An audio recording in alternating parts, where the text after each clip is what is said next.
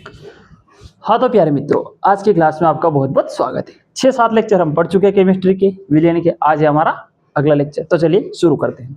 तो विलयन की मोलरता को दर्शाने वाले कई सारे तरीके हम पढ़ चुके हैं। एक फाइनल बचा है इसमें हमारा, मोल अंश कह दो, मोल प्रभाज कह दो, या मोल भिन्न कह दो ना। तो क्या है ये? तो मान लो, पहले इसकी परिभाषा मैं आपको पढ़कर बता देता हूँ। किसी विलयन में किसी अवयव के मोलों की संख्या का तथा कुल मोलों की संख्या का जो अनुपात होता है उसे हम मोल अंश कहते हैं। बात खत्म। क्या मतलब इस बात का? यदि किसी विलयन में, देखो विलयन दो चीजों से मिलकर बना है, एक तो विलय होगा और एक विलायक होगा। मतलब दो चीजें तो कम से कम होगी ही सही। हो सकता है दो से ज्यादा अवयव भी हो, 2-3 विलय हो, ऐसा भी हो सकता है। तो यदि कम से कम दो तो होने ही होने, तो एक मान लिया विलय, एक मान लिया विलायक। तो विलयन में कुल मोल किसके किसके होंगे? तो विलयन में एक तो विलय के मोल होंगे और एक विलायक के मोल होंगे, तो वो ही हो जाएंगे कुल मोल। तो कुल मोल क्या होते हैं? तो कुल मोल का मतलब है विलय के मोल और विलायक के मोल, विलायक के मोल, ये होंगे कुल मोल दोनों के मिलाकर। तो जो कुल मोलों की संख्या होगी उसको नीचे लिखना है। और एक कोई भी अवयव, मान लो हमने विलय की कैलकुलेशन करनी है या विलायक की करनी है, तो जो भी अवयव के बारे में हमें पता लगाना है उसके मोलों की संख्या, तो इन दोनों में से जिसके पता लगाना है उस अवयव के मोलों की संख्या और इनके दोनों के मोलों की संख्या, मतलब कुल मोलों की संख्या का जो अनुपात होगा उसी को हम कहते हैं उस अवयव का मोल अंश, या उस विलय का मोल अंश कह दो, विलायक का मोल अंश कह दो, या उस घटक का मोल अंश कह दो, कोई फर्क नहीं पड़ता। अवयव शब्द का इस्तेमाल भी कर सकते हैं और हम घटक शब्द का, कंपोनेंट शब्द का इस्तेमाल भी कर सकते हैं, कोई फर्क नहीं पड़ता है। मोल अंश को हम x से दर्शाते हैं। अब एक मानते हैं हम a और एक मानते हैं b। a मान लिया हमने विलय के मोल, a नाम हमने विलय के दे दिया और b नाम मान लो हमने विलायक को दे दिया, कोई फर्क नहीं पड़ता। तो अवयव के मोल अंश, मतलब a अवयव है उसके निकालने हैं मोल अंश। तो a के यदि हमें मोल अंश निकालने हैं तो a के मोलों की संख्या बटा में a प्लस b दोनों के मोलों की संख्या, मतलब कुल मोलों की संख्या। तो हर विलयन में दो अवयव होंगे, एक को a नाम दे देंगे, एक को b नाम दे देंगे, और यदि a के मोल पता करने तो a के मोल को कुल मोल से भाग दे देंगे, तो उसका मोल अंश निकल आएगा उस विलय का या उस घटक का। इतनी सी बात, खत्म कहानी। तो a को हमने क्या माना है? एक से a होगा a के मोल अंश। एक से a क्या है? a का मोल अंश है, या मोल प्रभाज कह दो या मोल भिन्न कह दो। एन ए क्या है? a के मोलों की संख्या। एन बी क्या है? b की मोलों की संख्या। अब ये a और b कुछ भी हो सकते हैं, विलय हो, विलायक हो, फलाना ढिमका, कुछ भी, अपने को कोई फर्क नहीं पड़ता है उससे।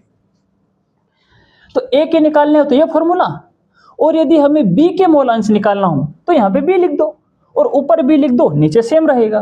तो b के मोल अंश निकालने हो तो ऊपर b को लिख दिया, नीचे कुल मोल लिख दिया, कुल मोलों की संख्या लिख दी, खत्म कहानी। ये होता है मोल अंश का फॉर्मूला और ये हो इसकी परिभाषा। गाड़ी बढ़ती है आगे स्टेशन की ओर। तो देखो, अब है विलयशीलता। विलयशीलता का मतलब सिर्फ इतना है, कोई चीज किसके अंदर कितनी मात्रा में घुल सकती है, जितनी मात्रा में, जितनी संख्या में, जितने कैपेसिटी तक वो घुल सकती है, वो उसकी होती है विलयशीलता। विलयशीलता का मतलब है किसी का किसी में घुल जाना, घुलनशीलता कहते हैं उसे हम। तो मान लो कि हमने कोई पदार्थ लिया इसमें, अब ये पहले से इसके अंदर विलायक भरा हुआ था, अब हमने इसमें ऊपर से डाला कोई विलय पदार्थ और हमें देखना है कि वो कितना विलय उसके अंदर घुल सकता है, और घुलकर पूरा समाहित हो जाता है, दिखेगा ही नहीं, पूरे में मिक्स हो जाएगा। तो जितना विलय उसके अंदर घुल सकता है किसी विलायक में, या कह दो किसी विलयन में, वही उसकी विलयशीलता कहलाती है।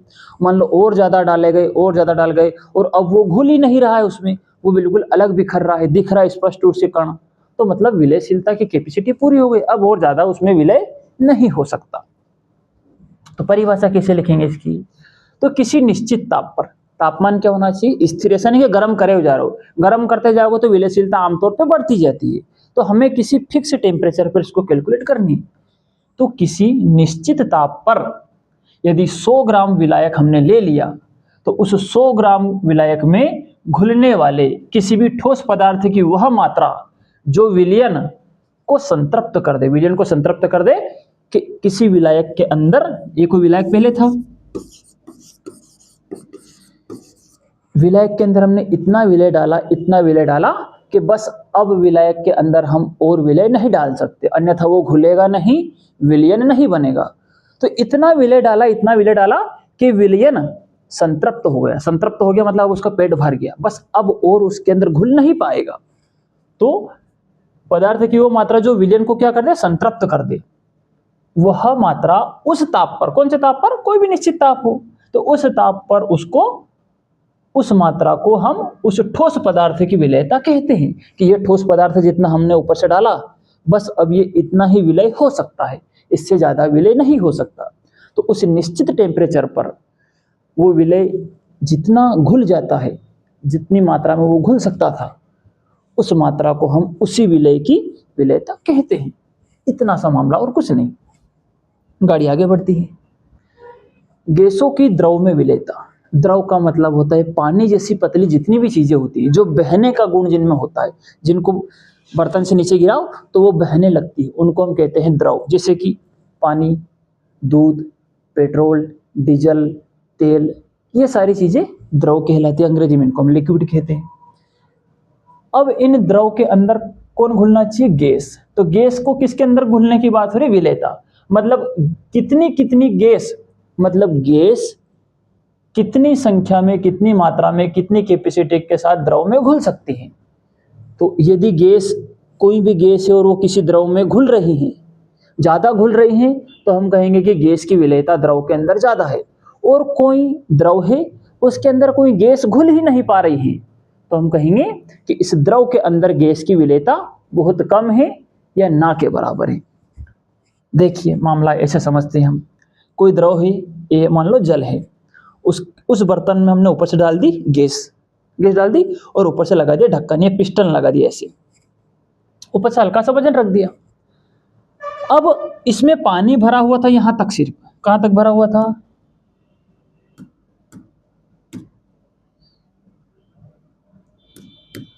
देखो ये बर्तन है, तो मान लो इसमें पानी सिर्फ यहां तक भरा हुआ था, इस लेवल तक, और ढक्कन काफी ऊपर है, लेकिन गैस इसके अंदर घुल नहीं पाई और गैस यहां पे बाहर निकल गई और इस ढक्कन के और पानी के बीच में घूम रही है।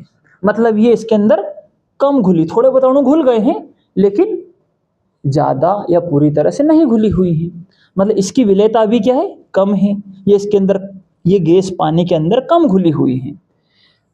पिस्टन के ऊपर हमने हल्का सा वजन रखा, W1 वेट है ना। W क्या है, वजन, क्या है, वजन यानी कि वेट। फिर हमें लगा कि हमें इस गैस को पूरी तरह से इस पानी में घोलना है या अधिकतम मात्रा में पानी में इसको मिक्स करना है। तो हम गए बाहर, रोड पे से पत्थर उठा के लाए और 2 पत्थर W2 और W3 और इस ढक्कन के ऊपर, इस पिस्टन के ऊपर रख दिए। ये वो आटे वाला ढक्कन नहीं है, ये वो जो नीचे ऊपर खिसकता वो ढक्कन है। तो पिस्टन के ऊपर हमने रख दिया। अब जब पिस्टन के ऊपर वजन को हमने तिगुना कर दिया तो क्या होगा, पिस्टन नीचे आएगा और नीचे आएगा तो किसको दबाएगा, तो पानी तो संपीड़ित होता नहीं है, पानी तो सिकुड़ता नहीं है। कौन सिकुड़ेगा, गैस के अणु जो दूर दूर फैल रहे थे ये अब पास पास आने लगेगा, क्योंकि यहाँ पे जगह क्या हो रही, कम हो रही। और ये बिल्कुल जब पानी के पास आ जाता है तो फिर ये अणु धीरे धीरे धीरे धीरे पानी के अंदर घुसने लग जाते हैं, क्योंकि जगह तो कोई बचती नहीं है, जहां जगह मिलती है तो पानी के अंदर एंट्री करने लग जाते हैं। और ये गैस जो बाहर थी अब ये पानी के अंदर चली गई, मतलब पानी में घुल गई। इसी को कहते हैं किसी द्रव के अंदर गैस की विलयता या गैस का घुल जाना। ऐसे ऐसे भी कह सकते हैं कि पानी ने गैस को अवशोषित कर लिया, और जब पानी गैस को अवशोषित करता है तो इसे हम कहते हैं पानी द्वारा गैस का अवशोषण, उसे एब्जॉर्ब कर लेना। कैसे परिभाषा लिखेंगे इसकी हम, एक निश्चित ताप पर, ध्यान रहे बच्चों, यदि पानी है, ऊपर गैस है और ऊपर पिस्टन है, यदि हमने नीचे से टेम्परेचर बढ़ाया, चूल्हा जला दिया, तो पानी में उबाल आने लगता है। फिर पानी में किसी भी गैस को घोलना, उसको विलय करना इतना आसान नहीं है। पानी हो या कोई भी द्रव हो, यदि हमने तापमान बढ़ाया तो ना तो गैस घुलना चाहती है फिर उसमें, ना ही पानी उसे अंदर अपने घोलना चाहता, बल्कि उसका आयतन बढ़ने लगता है, उसमें उफान आने लगता है और उसके ही अणु निकल निकल कर, जो पहले से पानी के अणु परमाणु हैं, वही भाप बनकर बाहर निकलते हैं। तो दूसरी गैस को तो एंट्री करने से दूर की बात है, उसको तो एंट्री करने ही देगा। तो ताप क्या होना चाहिए? निश्चित होना चाहिए। तो एक निश्चित ताप पर गैसों की द्रव में विलयता एक निश्चित सीमा तक ही होती है। अब ये पिस्टन हमने यहाँ तक दबा दिया। अब ऐसा भी नहीं है कि हम पिस्टन दबाते जाएंगे और गैस खुलती जाएगी। उसकी भी एक लिमिट है। उसके बाद पानी भी मना कर जाएगा, भाई साहब बस अब पेट भर गया, अब अपने औकात से बाहर है, अब मैं किसी चीज को अपने अंदर समाहित नहीं कर सकता, जगह खत्म हो गई। मतलब सिंपल सी बात है, जगह खत्म हो गई। पानी के अणुओं के बीच में जगह होती है, गैप होती है, उस गैप में गैस के अणु चले जाते हैं, लेकिन जगह खत्म होने के बाद मामला खत्म। तो किसी भी द्रव में गैस की विलयता एक लिमिट तक ही होती है, उससे आगे नहीं होती। तो एक निश्चित ताप पर गैसों की द्रव में विलयता एक निश्चित सीमा तक ही होती है। द्रव द्वारा गैस का अवशोषण करने पर, अब देखो क्या हुआ, दो चीजें मिल गई, एक द्रव था और एक गैस हो गई। तो द्रव हो गया विलायक और गैस हो गई विलय, दो चीजें मिलने से बन गया विलयन।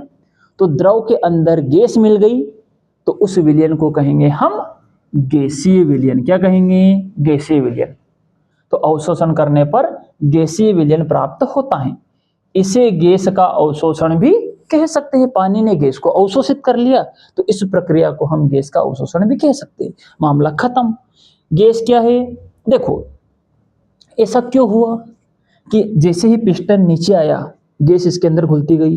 पहले क्यों नहीं गई? जगह तो पानी के अंदर पहले भी थी, लेकिन पहले क्या, ऊपर से इतना दबाव नहीं लग रहा था। तो जैसे जैसे हमने दाब बढ़ाया, गैस को यदि हम दाब बढ़ाते हैं तो गैस की विलयता बढ़ती है, मतलब गैस अंदर जाके घुलने लग जाती है। सिंपल सी बात, दाब बढ़ाएंगे तो गैस की विलयता बढ़ेगी।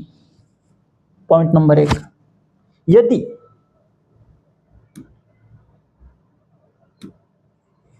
यदि हमने गैस का ताप बढ़ाया, दाब बढ़ाया, दबाव लगाया ऊपर से, तो विलयता बढ़ गई, ज्यादा विलय हो गई वो। लेकिन यदि हमने गैस का ताप बढ़ाया, उसे ज्यादा गर्म किया, तो क्या बताया मैंने, गैस हो द्रव हो कोई भी हो, यदि उसका ताप बढ़ाएंगे तो विलयता सबकी ही घटती है। ये कॉमन सेंस की बात है।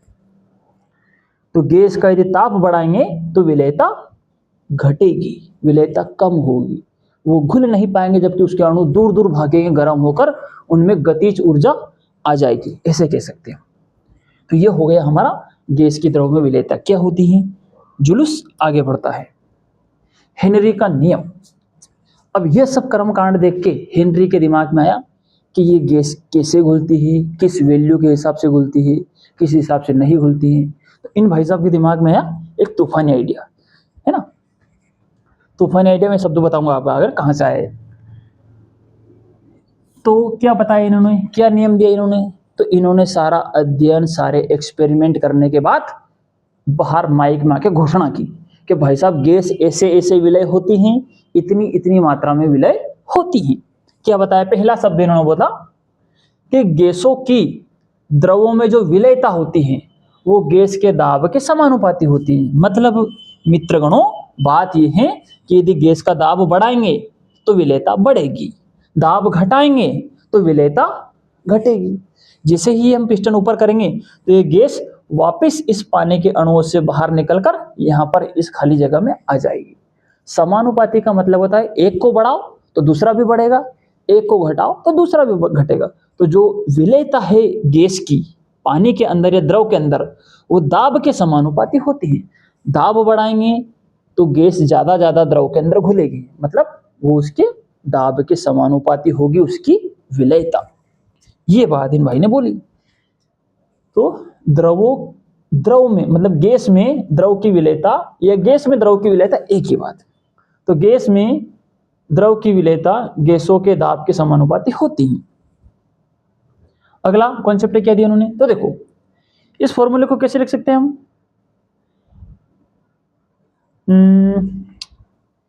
देखो ये तो हो गया विलेयता, और ये किसके समानुपाती है, दाब के, ये हो गया प्रेशर।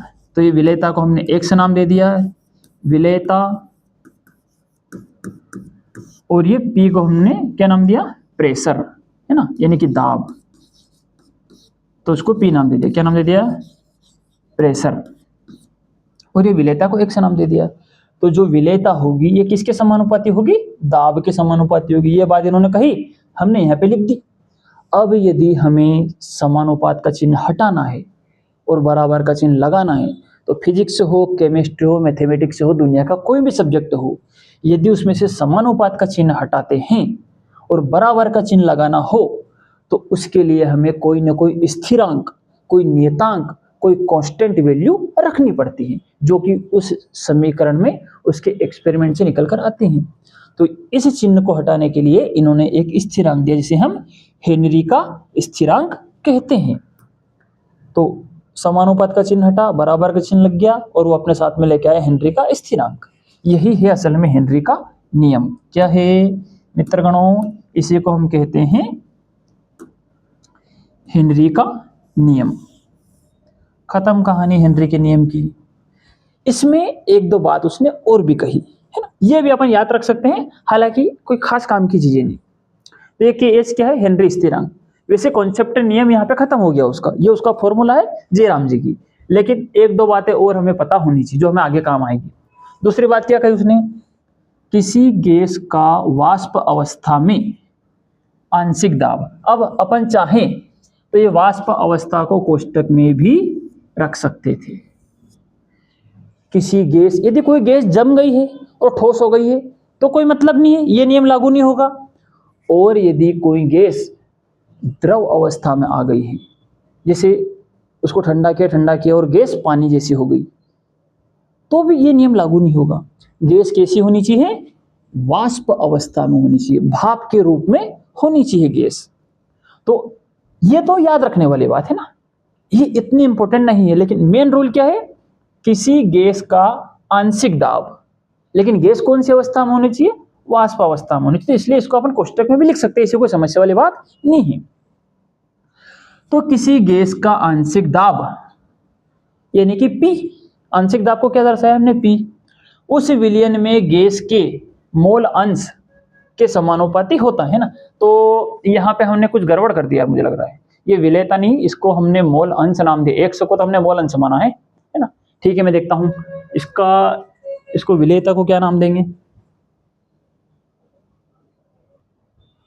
मित्रगणों, इसमें हमें एक चीज को अपडेट करनी है ना, ये मैंने 100 को ये विलेयता नाम दे दिया, इसको ये नाम मत दो, ऐसे तो गड़बड़ हो जाएगी है ना, अपन कंफ्यूज हो जाएंगे। देखो अपन एक काम करते हैं, इसको अभी हटाते हैं, इसको अलग तरीके से लिखते हैं। पहली डेफिनेशन जो लिखी उन्होंने बताई, देखो क्या कहा, गैसों में द्रव की विलेयता, मतलब ये हो गई विलेयता।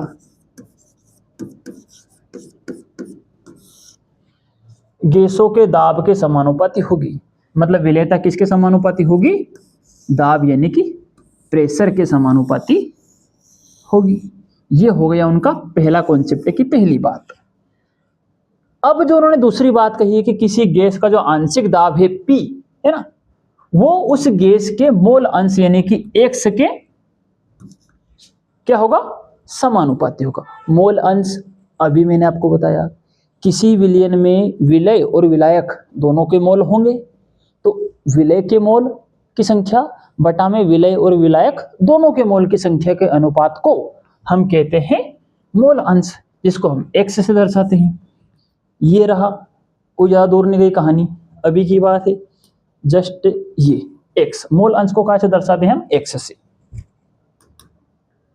तो कहानी कुछ इस प्रकार होगी कि जो गैस का आंशिक दाब है P, वो गैस के जो मोल अंश हैं X, उसके समानुपाती होता है। तो आंशिक दाब P गैस के जो मोल अंश है X, उसके समानुपाती होगा। समानुपात का चिन्ह हटाएंगे तो हेनरी का नियतांक लगेगा, बराबर का चिन्ह आ जाएगा, और इस प्रकार हेनरी का यह मुख्य नियम यहाँ पे बन जाता है। यही नियम आपको याद रखना है। ये कॉन्सेप्ट है, ये भी सही है, लेकिन इसका कोई फॉर्मूला हमें जरूरत पड़ने वाली नहीं है और ये फिलहाल काम का भी नहीं है। तो ये है हेनरी का नियम का फॉर्मूला। के एच क्या है? के एच हेनरी का स्थिरांक है। कहानी खत्म हेनरी के नियम की, यही हेनरी का नियम था। आगे बढ़ता है जुलूस। हेनरी का नियम का स्थिरांक के एच क्या है? के एच, तो यह स्थिरांक गैस की प्रकृति और तापमान पर निर्भर करता है। गैस की प्रकृति कैसी है, कितना उसमें आकर्षण बल है, किसा अंतराण्विक बल है, उस पर भी निर्भर करता है, और उसका तापमान कितना है। यदि गैस का तापमान ज़्यादा होगा तो हेनरी का स्थिरांक बढ़ेगा। ये हेनरी का स्थिरांक किसके समानुपाती होता है? गैस के तापमान के। तापमान बढ़ाएंगे तो हेनरी का स्थिरांक बढ़ेगा, तापमान घटाएंगे तो हेनरी का स्थिरांक घटेगा। तो तापमान में वृद्धि के साथ हेनरी का स्थिरांक बढ़ता है, या ऐसे कह दो कि हेनरी का स्थिरांक तापमान के समानुपाती होता है। जयराम जी की आगे बढ़ते हैं। हेनरी के नियम की भी कुछ सीमाएं हैं, कहां कहां पर ये लागू होता है और कहां पे लागू नहीं होता। तो जहां पे लागू नहीं हो पाता वही इसकी सीमा है। सीमा बोले तो लिमिट, इसकी भी कुछ औकात है। ये हर जगह पे लागू नहीं होता है। मामला कुछ इस प्रकार से क्या है, देखो। तो यह नियम केवल आदर्श विलयन पर लागू होता है। आदर्श विलयन हम ऐसे विलयन को कहते हैं जिनका दाब भी एक लिमिटेड हो और तापमान भी लिमिटेड। ऐसा नहीं कि हजारों लाखों डिग्री सेल्सियस तापमान कर दिया या हजारों लाखों प्रेशर लगा दिया, एटमॉस्फेयर दाब नहीं। दाब और ताप हेनरी का नियम तभी लागू होता है जब एक आदर्श विलयन हो, मतलब तापमान भी लिमिटेड होना चाहिए, मध्यम लेवल पे ताप होना चाहिए और मध्यम लेवल का ही दाब होना चाहिए, तभी हेनरी का नियम लागू होता है। और ऐसे विलयन को, ऐसा विलयन जिसका दाब और ताप मध्यम लेवल का हो, ऐसे विलयन को हम आदर्श विलयन कहते हैं। और भी कई परिभाषाएं आगे इसको डिटेल में पढ़ेंगे कि आदर्श विलयन क्या है। तो यह केवल आदर्श विलयन पर लागू होता है। दूसरी बात, और क्या लिमिट है, मतलब हेनरी का नियम सब जगह लागू नहीं हो सकता। जो अनादर्श विलयन है, यानी कि जो आदर्श विलयन नहीं होते हैं, ऐसे विलयन पर लागू नहीं होता, ऐसे भी कह सकते हैं। दूसरी सीमा क्या है इसकी लिमिट, तो गैस का विलयन में संगठन या वियोजन नहीं होना चाहिए, अर्थात गैस की विलयन एवं गैसीय प्रावस्था में समान आणविक और, देखो इस झमेले का क्या मतलब, सेकंड वाले का, इसमें लिखा है गैस का विलयन में संगठन या वियोजन। कुछ गैसें ऐसी होती हैं यदि उनको किसी द्रव में हमने मिला दिया और किसी विलयन में वो चली गई, तो जो विलयन के अणु होते हैं ना, उनके साथ जाकर गैस के अणु चिपक जाते हैं, बंध जाते हैं, उनमें अणु के अंदर मिक्स हो जाते हैं जाके। होना क्या चाहिए, मान लो ये पानी के अणु है, ये पानी के अणु है, अब इनमें हल्की होती है गैप, ये गैस के अणु क्या होते हैं, ये गैस के अणु इन गैप में आकर बैठ जाते हैं, हल्की हल्की जो गैप होती है उनमें मिक्स हो जाते हैं, इसे विलयता कहते हैं। लेकिन इसके बजाय यदि ऐसा हो जाए कि जो पानी के अणु थे, ये गैस के अणु गए और ये पानी के अणुओं में जाकर जुड़ गए, उन पे चिपक गए, उनमें मिक्स हो गए और बाहर निकलने का नाम ही नहीं ले रहे हैं, मतलब इनका संगठन नहीं होना चाहिए। गैस में, गैस का विलयन में संगठन नहीं होना चाहिए, मतलब उसके अणु उसके अंदर जाके मिक्स नहीं होने चाहिए, चिपकने नहीं चाहिए उससे, या वियोजन नहीं होना चाहिए। ऐसा भी नहीं होना चाहिए कि कोई गैस किसी विलयन में गई और उसके अणु जो थे वो क्या हो गए, टूट गए। वो गैस के अणु 1/2 ऐसे, या कितने भी टुकड़े उनके हो गए, अणु जैसे है वैसे ही होने चाहिए, बस जाके जहां जगह मिली बैठ गए, धक्का दिया बाहर निकाला, लात मारा बाहर निकल गए, ना तो जाके चिपके उनसे और ना ही वहां जाकर टूटे। उनका वियोजन भी नहीं होना चाहिए, मतलब वो टूटने नहीं चाहिए। वियोजन का मतलब होता है टूटना और संगठन का मतलब होता है चिपकना, ऐसे कह दो अपन सिंपल भाषा में, तो कोई दिक्कत वाली बात नहीं है, कोई बुरा नहीं मानेगा। तो इसका मतलब हो गया चिपकना, है ना। प्रॉपर मतलब ये नहीं है संगठन का, अपन आगे पढ़ेंगे इसका विस्तार से, अभी समझने के लिए। तो गैस का विलयन के अंदर जाकर संगठन और वियोजन नहीं होना चाहिए। बात यहां भी खत्म हो गई है, मैंने आपको समझा दी मतलब क्या है। यही आपको आगे लिखना हो तो लिख सकते हो कि इस बात का क्या मतलब है।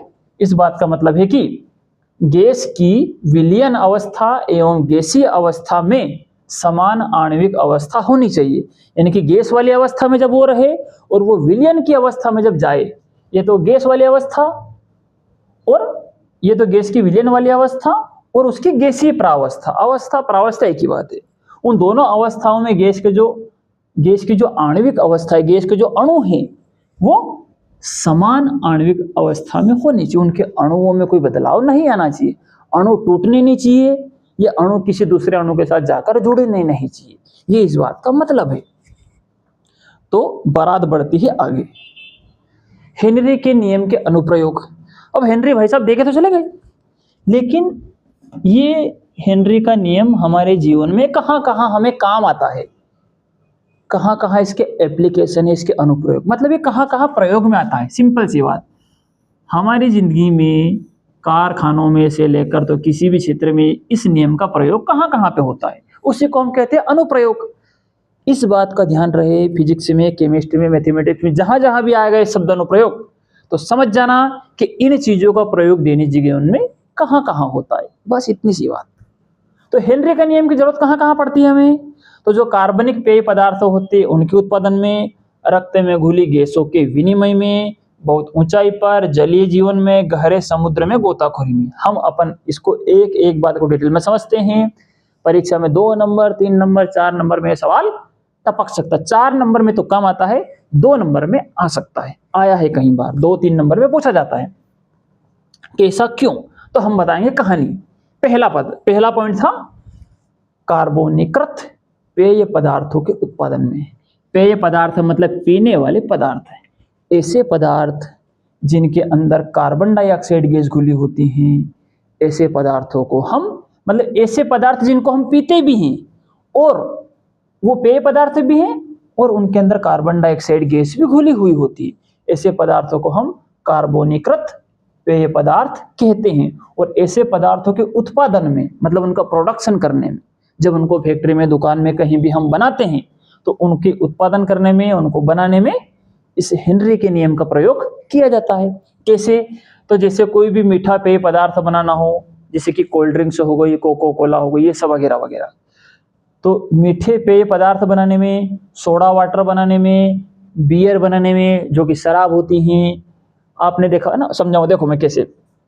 बियर जैसे कार्बोनिकृत पेय पदार्थ को बनाते समय CO2 की विलेयता, इसको हटा सकते हैं तो हटाने का प्रयास करेंगे, लेकिन लग नहीं रहा है, इसके लक्षण देख के नहीं हटेगा ऐसा। चलो मारो गोली इसको, नहीं हटे तो। ये PDF में जाकर इसके अणुओं में इसके परमाणु घुल गए हैं, तो मित्रगणों इस पर ध्यान नहीं देना है।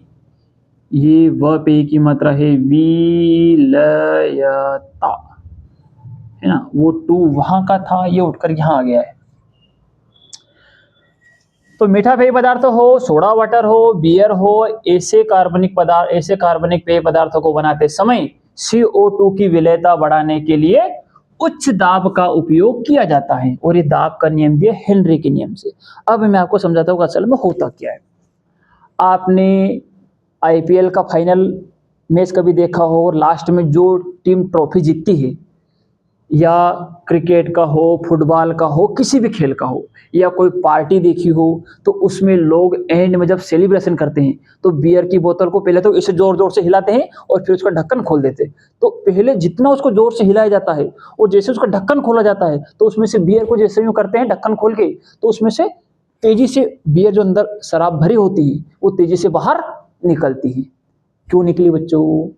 पहला कारण, बियर तो थी, बियर के अंदर कार्बन डाइऑक्साइड गैस भी थी, है ना, उसमें कार्बन डाइऑक्साइड हो या मत हो, अलग अलग प्रकार की बियर में, लेकिन जब उस बियर को भरा गया था तो उसको बहुत ज्यादा प्रेशर देकर भरा गया था, बहुत ज्यादा दाब देकर भरा गया था, और जैसे उस बोतल को हिलाया जाता है उसके अणुओं में गति होने लगती है, उनमें एनर्जी आती है, जैसे वो दूर दूर भागने की कोशिश करते हैं, और जैसे अचानक ढक्कन खुलता है, अंदर तो धक्का मुक्की मची रही थी, ढक्कन खुलते हुए तेजी से बाहर निकलते हैं। तो बियर की बोतल को बंद करते समय उसको उच्च दाब देकर भरा जाता है। उच्च दाब देने से क्या होता है, CO2 जो कार्बन डाइऑक्साइड होती है बियर में, उसकी विलेयता क्या हो जाती है, बढ़ जाती है, मतलब वो वैसे नहीं घुलती है, लेकिन दाब ज्यादा देने के कारण वो बियर वाले द्रव पदार्थ में, तरल पदार्थ में CO2 जाके मिक्स हो जाती है। दूसरा सोडा वाटर, कोल्ड ड्रिंक्स में छोटे छोटे बुलबुले देखे होंगे आपने, वो भी कार्बन डाइऑक्साइड के होते हैं। सारे मीठे पदार्थ उसी में आते हैं। तो ये हो गया पहला कॉन्सेप्ट इसका एप्लीकेशन।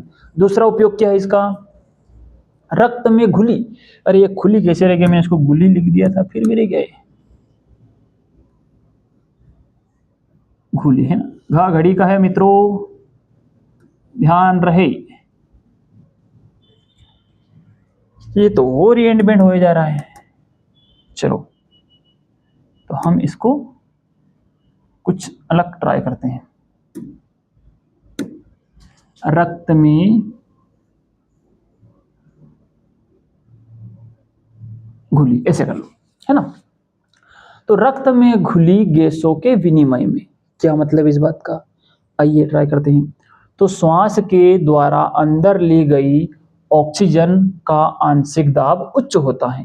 फेफड़ों में पहुंचकर यह हीमोग्लोबिन से संयुक्त होकर ऑक्सी हीमोग्लोबिन बनाती हैं।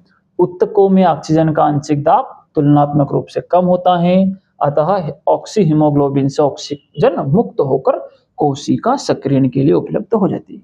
क्या मतलब है मित्रगणों इस बात का, देखिए पहली बात को ध्यान से देखिए।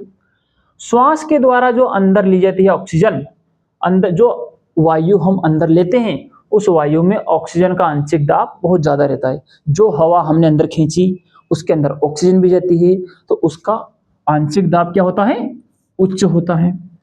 फेफड़ों में पहुंचकर वो ऑक्सीजन का दाब बहुत ज्यादा रहता है। जैसे वो फेफड़ों में पहुंचती है तो क्योंकि उसके साथ उसके पास में ज्यादा प्रेशर है, तो फेफड़ों की कोशिकाओं में जाकर जो हीमोग्लोबिन होता है, हीमोग्लोबिन में जाकर वो मिक्स हो जाती है। क्योंकि दाब ज्यादा है तो वो हीमोग्लोबिन के अंदर जाकर उससे जुड़ जाती है। हीमोग्लोबिन से संयुक्त होकर ऑक्सीजन जुड़ी तो ऑक्सी, और हीमोग्लोबिन से जुड़ी तो हीमोग्लोबिन। तो ऑक्सीजन और हीमोग्लोबिन के जुड़ने से नया शब्द बनता है ऑक्सी हीमोग्लोबिन। तो ऑक्सीजन हीमोग्लोबिन से जाकर जो कि रक्त की लाल कण होते हैं उससे मिलती है, उसमें जाकर चिपक जाती है और ऑक्सी हीमोग्लोबिन बनाती है। अब फेफड़ों में जाकर ये ऑक्सी हीमोग्लोबिन से जाकर चिपक गई। अब फेफड़े क्या करते हैं, उसी हीमोग्लोबिन को शरीर के सारे भागों में पहुंचाते हैं। सारे भागों में हीमोग्लोबिन जाता है, हीमोग्लोबिन के साथ ऑक्सीजन भी चली जाती है। और जैसे कि यहां से फेफड़े में घुली, यहां से हीमोग्लोबिन रक्त का कण बहता हुआ हमारे हाथ में मान लो यहां तक आया, तो रक्त भी आया, रक्त की लाल कणिकाएं भी आई, हीमोग्लोबिन भी आया, उस हीमोग्लोबिन के साथ में ऑक्सीजन भी आ गई। यहां पर जिस कोशिका को ऑक्सीजन की जरूरत है वो ऑक्सीजन हीमोग्लोबिन से अलग हो जाती है और उस कोशिका को सांस लेने में मदद करती है। बायो में ये कॉन्सेप्ट मैं आपको डिटेल में पढ़ाऊंगा कि ये काम कैसे करता है। तो वहां पे हीमोग्लोबिन से संयुक्त होकर फिर वो ऑक्सी हीमोग्लोबिन बनाते हैं। ऑक्सी हीमोग्लोबिन कहां पहुंच जाता है, ऊतकों में पहुंच जाता है। तो ऊतकों में ऑक्सीजन का आंशिक दाब तुलनात्मक रूप से कम होता है।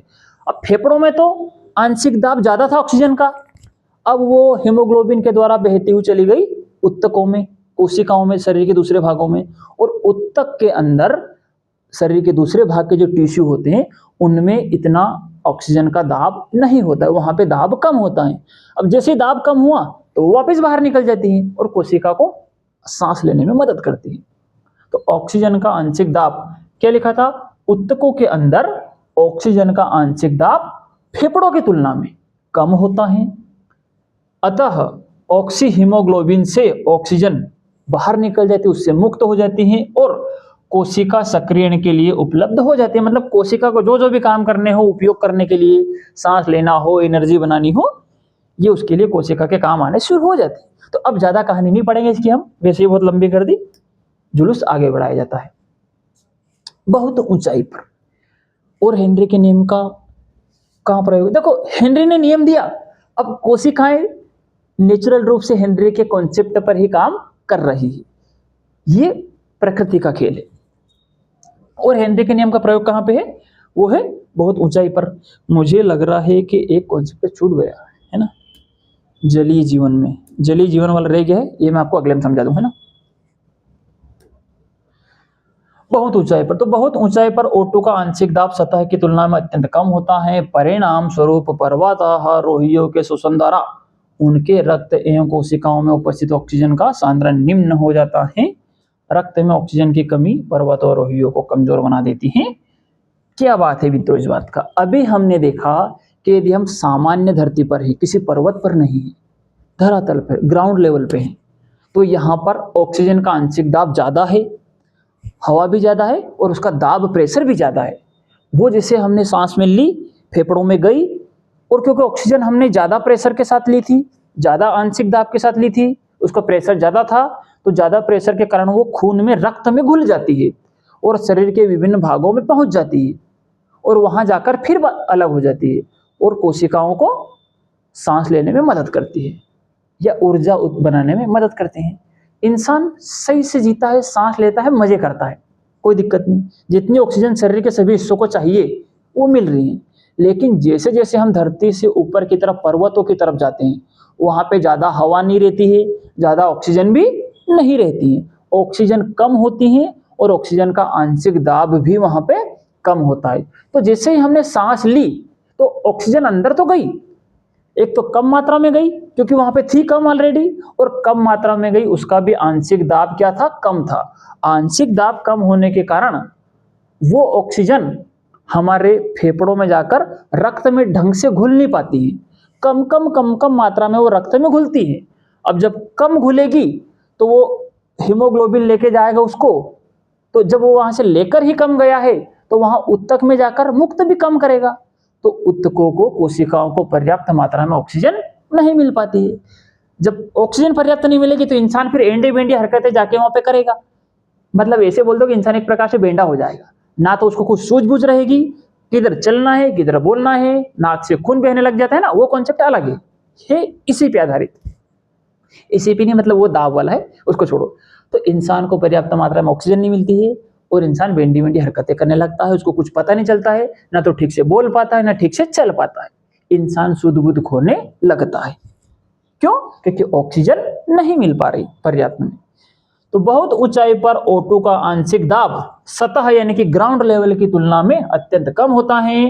परिणाम स्वरूप पर्वतारोही उन्हें कहते हैं जो अक्सर पर्वतों पर चढ़ते हैं, जिनको पर्वतों पर चढ़ने की धुन मची सवार होती, और लोग है ना, काफी अच्छे लोग होते, इन्होंने काफी अच्छे से काम किया ना।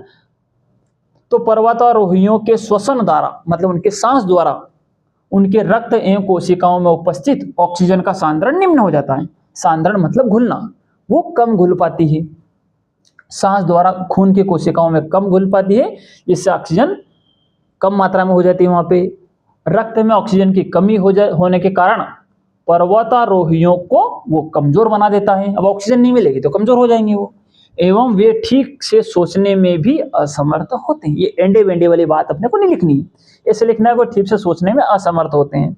इस बीमारी को कहते हैं एनऑक्सिया।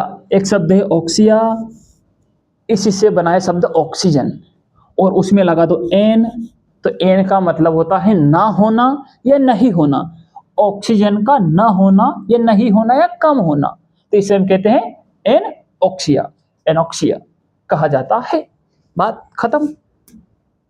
अगला उपयोग है इसका गहरे समुद्र में गोताखोरी। पहले हम कहानी को पढ़ते, क्या लिखी ना, कहां कहां गड़बड़ हुई ये पता नहीं चल रहा, ये ऊपर नीचे कैसे हो जा रहा हर बार। गहरे समुद्र में गोताखोरी के लिए, गहरे समुद्र में गोताखोरी करते समय श्वसन के लिए संपीड़ित वायु का उपयोग किया जाता है। संपीड़ित वायु में O2, संपीड़ित वायु में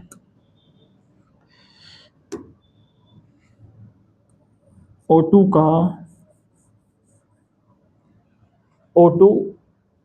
का नहीं, सॉरी, ये इसको हटाओ, इसकी जरूरत नहीं है। संपीड़ित वायु में O2 के अतिरिक्त N2 यानी कि नाइट्रोजन, ऑक्सीजन के अतिरिक्त नाइट्रोजन भी होती हैं, जो सामान्य दाब पर रक्त में ज्यादा विलयशील नहीं होती, किंतु उच्च दाब पर N2 की रक्त में विलयता बढ़ जाती है एवं N2 रक्त में घुल जाती है। इसको भी हटाओ, रक्त में घुल जाती हैं। अरे यार ये टाइम वेस्ट कर रही है।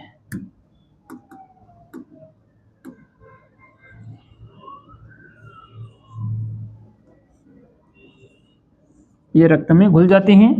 गोताखोर के समुद्र से बाहर आने पर वायुदाब कम होते। देखो क्या कहानी बच्चों, मैं आपको समझाता हूं। जब हम सामान्य सतह पे रहते हैं तो क्या होता है, यदि किसी को ऑक्सीजन देने की जरूरत पड़ी, उसको सांस नहीं आ रही ढंग से, बीमार हो जाए, कुछ भी हो जाए, और उसके शरीर में ऑक्सीजन की कमी हो रही है, तो हम क्या करते हैं, मतलब कोई नदी में जा रहा है, किसी को कुएं में उतरना है, किसी को तालाब में उतरना है, तो ज़्यादा गहराई में नहीं होते हैं, इन पे सामान्य गहराई होती है। तो ऑक्सीजन सिलेंडर लेके जाते हैं लोग टांग के पीछे, आपने टीवी में देखा होगा। तो उसमें सिर्फ ऑक्सीजन नहीं होती है, उस सिलेंडर में ऑक्सीजन के साथ साथ नाइट्रोजन गैस भी भरी जाती है, जिससे ऑक्सीजन भी अंदर जाती है श्वास में और नाइट्रोजन भी जाती है। लेकिन ऑक्सीजन तो हमारे फेफड़े खींच लेते हैं और कोशिकाओं तक पहुंचा देते हैं, और नाइट्रोजन को फेफड़े वापस बाहर निकाल देते हैं। ये अपन बायोलॉजी में पढ़ेंगे कैसे होती है प्रक्रिया, अभी ऐसे समझ लो। और जो थोड़ी बहुत नाइट्रोजन अंदर जाती भी है तो वो फेफड़ों में घुल नहीं पाती है। क्यों? क्योंकि दाब कम है सतह पे। दाब कम होने के कारण इतने कम दाब पर नाइट्रोजन हमारे रक्त के अंदर, हमारे फेफड़ों के खून में घुल नहीं पाती है। अब जब फेफड़ों के रक्त में घुलेगी नहीं तो फेफड़े उसको अंदर भी नहीं ले जाएंगे, खत्म बात। और थोड़ी बहुत ले जाएंगे भी तो वो घुलेगी नहीं। तो क्या हुआ, सामान्य दाब पर जो नाइट्रोजन गैस है उसकी रक्त में विलेयता कम होती है। क्यों? क्योंकि सामान्य जगह पर दाब कम होता है। लेकिन यदि हम गहरे समुद्र में चले जाएं, कई मीटर किलोमीटर अंदर चले जाएं, वहां पे दाब भयंकर होता है, जानलेवा होता है। दाब बढ़ गया, पूरे शरीर के ऊपर दाब बढ़ गया, सिलेंडर पे भी दाब हुआ, गैस हमारे फेफड़ों पे भी दाब बढ़ता है, कोशिकाओं पर भी दाब बढ़ता है। और जब वहां वो गैस हम अंदर लेते हैं तो हमारे फेफड़ों पर इतना दबाव होता है कि जो नाइट्रोजन गैस सामान्य धरती पर सतह पर, जो नाइट्रोजन फेफड़ों के रक्त में नहीं घुल रही थी, उस दाब के कारण वो फेफड़ों के रक्त में घुल जाती है। ऑक्सीजन तो घुलती ही घुलती है, ऑक्सीजन के साथ वो नाइट्रोजन भी घुल जाती है। अब नाइट्रोजन भी घुल गई, ऑक्सीजन भी घुल गई, और ऑक्सीजन के साथ नाइट्रोजन भी शरीर के दूसरे ऊतकों में चली गई, पूरे शरीर में वो ऑक्सीजन के साथ चली गई। कोई बात नहीं, व्यक्ति को सांस आ रही है, मजे ही मजे कर रही है, अंदर वो जो काम करना कर रहा आ रहा है। अब वो घुल तो गई, गोताखोर ने सारा काम कर लिया अंदर, लेकिन जैसे ही वो बाहर आता है तो क्या बताया मैंने, दाब ज्यादा जब होता है तो गैस घुल जाती है, और जब दाब कम होता है तो वही गैस जहां पे घुली थी वहां से वापस बाहर आने लगती है। और जैसे ही सतह के ऊपर गोताखोर आता है, पानी से बाहर आता है, जो शरीर के सारे हिस्सों में वो नाइट्रोजन गैस खून के द्वारा चली गई, जो खून में घुल गई थी, वो वहां से वापस बाहर आने लगती है। जैसे ही वो कोशिकाओं से बाहर निकलने की कोशिश करती है खून से, एक भयंकर दर्द पीड़ा शरीर में होता है। भयानक मतलब जानलेवा दर्द भी उसे हम कह सकते हैं। क्यों? क्योंकि जिस ऑक्सीजन को, ऑक्सीजन तो घुल गई रक्त में, ऊतकों ने उसको काम भी ले ली, कोशिकाओं ने उसको उपयोग में ले लिया, कोशिका काम खत्म हो गया। नाइट्रोजन का क्या करे, क्या हलवा बनाए क्या उसका, वो रह जाती है इसी कैसी, और वो कोशिकाओं से बाहर निकलने लगती है, कोशिका को चीरते हुए, फाड़ते हुए, है ना, चीरते फाड़ते नहीं, बस समझ लो बात, जिसके कारण भयंकर दर्द होता है, क्योंकि वो वहां पे कुछ काम नहीं आती है। तो यही बात है जिससे भयंकर दर्द होता है, उस बीमारी को हम कहते हैं बेंड्स। क्या कहते हैं? बेंड्स। देखो इस बात को हम आपको पढ़कर बता देते हैं। गहरे समुद्र में गोताखोरी के लिए, गहरे समुद्र में गोताखोरी करते समय श्वसन के लिए संपीड़ित, संपीड़ित मतलब कंप्रेस्ड, एक डब्बे में भरकर, दबाकर, उच्च दाब पर, तो संपीड़ित वायु का उपयोग किया जाता है। उस वायु में O2 भी होती है, O2 के अतिरिक्त N2 भी होती हैं, जो सामान्य दाब पर रक्त में ज्यादा नहीं घुलती हैं, लेकिन उच्च दाब होने के कारण, जो कि समुद्र का अंतर होता है, तो उच्च दाब के कारण वो N2 की रक्त में विलेयता बढ़ जाती है और रक्त में घुल जाती है जाके, एवं N2 रक्त में घुल जाती है। गोताखोर के समुद्र से बाहर आने पर वायु दाब कम होते ही रक्त में विलयशील या रक्त में घुली हुई जो अतिरिक्त नाइट्रोजन होती हैं, वो बुलबुलों के रूप में बाहर निकलने लगती है, जिससे गोताखोर को एक विशेष प्रकार की पीड़ा होती है, जिसे बेंड्स या केसन रोग कहते हैं। अतः वायु में नाइट्रोजन के स्थान पर रक्त के अंदर कम घुलने वाली गैस, जो कि कौन सी होती है? हीलियम, वो एवं तो वायु में तो मतलब अतः यदि किसी को सांस लेनी हो, गोताखोरी करनी हो, तो फिर क्या करें? तो हम फिर क्या करते हैं, लोग ऑक्सीजन के साथ नाइट्रोजन नहीं मिलाते हैं। गोताखोरी वालों के लिए ऑक्सीजन के साथ हीलियम मिला देते हैं। क्यों? क्योंकि हीलियम की विलेयता कम होती है, हेनरी का स्थिरांक उसके लिए कम होता है, तो विलेयता कम होगी। विलेयता कम होगी तो खून में जाके घुलेगी नहीं उच्च दाब पर भी, और जब खून में घुलेगी नहीं तो फिर खून से बाहर निकलेगी नहीं, तो दर्द भी नहीं होगा। सिंपल सी बात। तो अतः वायु में नाइट्रोजन के स्थान पर रक्त में कम घुलने वाली हीलियम एवं ऑक्सीजन का मिश्रण गोताखोरों के श्वसन के लिए देने की सलाह दी जाती है। क्यों? क्योंकि इसका हेनरी स्थिरांक का मान N2 से कम है, और यदि हेनरी स्थिरांक का मान कम है तो मैंने आपको बताया, यदि हेनरी स्थिरांक का मान ज्यादा है मतलब विलेयता ज्यादा है, और हेनरी स्थिरांक का मान कम है मतलब विलेयता कम है। तो ये हमारी क्लास यहाँ पे आज खत्म होती है। इसका एक पॉइंट रह गया जलीय जीवन में, जैसे कि अब सिंपल बात में बता दो, आपको लिख के कल बता दूंगा। और हेनरी के नियम का उपयोग कहाँ होता है? तो आपने देखा होगा कि यदि जल के अंदर, पानी के अंदर ऑक्सीजन नहीं घुली होती तो अंदर मछलियां, मगरमच्छ, फलाने ढिमके जितने भी जीव हैं, पेड़ पौधे जो पानी के अंदर रहते, उनको ऑक्सीजन कैसे मिलती?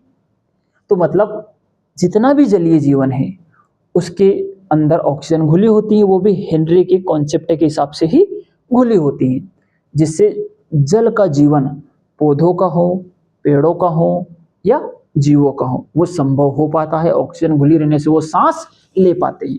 कहानी खत्म। तो हम मिलते हैं अगली क्लास में। तब तक मैं इसके नोट्स टेलीग्राम चैनल पर डाल दूंगा। इसके साथ फिजिक्स, मैथमेटिक्स, बायो, हिंदी और अंग्रेजी की नोट्स भी मैं टेलीग्राम पे डाल चुका हूँ।